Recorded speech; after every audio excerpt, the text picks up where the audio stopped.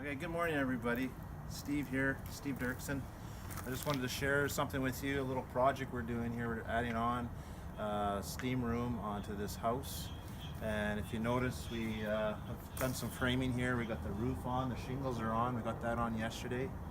And I just want to do a quick review of what we've done.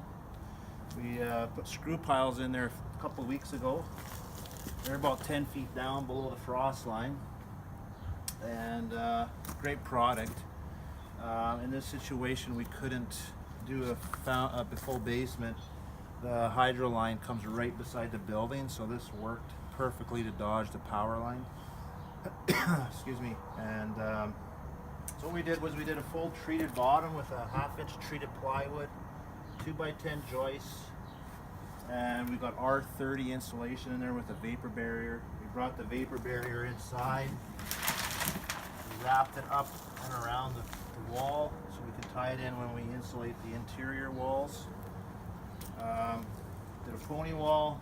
We got another floor system that matches up with the floor system inside their house, and they have an ensuite already, but they wanted to add on the steam shower.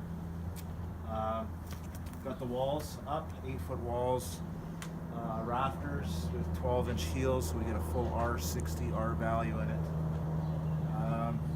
It can be a little challenging here. We had to build a wall beside, we got a building here. Building beside a building, it can be a little difficult. So what we did was we put the siding on here and we slid it in.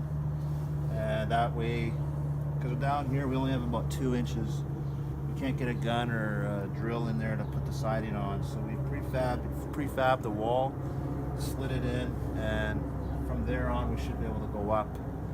So we had to do a little bit of work here. It's a tight spot, but we did it. And yeah, it's coming along pretty good. Today we're going to sheet this end wall and do maybe the fascia and soffit up top. And that's kind of a little bit about what we're doing here on this job. I just kind of wanted to start a little video and share something about what we do. And another thing I want to share is about dreams.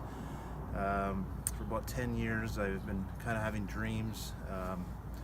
I kind of got introduced to it to some friends, and I asked God to give him permission to speak to me in dreams. And as we're building, I had something come to my mind, and I found this board here. We have this board here. We have this huge knot hole in it. It's kind of a unique board. I've never seen one like it over the years, but sometimes dreaming is like looking through a knot hole in a fence. You only see part of a life. The Lord shows you a certain spot in your life, probably in the future. You can't see what happens before it or how you get there. And it's just like looking just for a little bit, He shows you. And I just want to encourage you to keep, if you do get dreams or you're wanting to have dreams, just invite God to speak to you that way. And journal it, write it down in a book.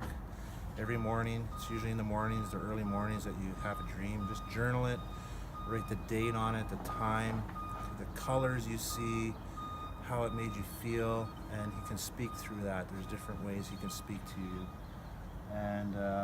And just trust Him with it.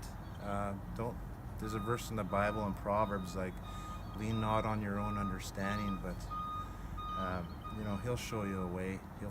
He'll reveal stuff to you. You just have to invite Him. So there's a few things about building and dreaming, and we'll see you next time. Thanks.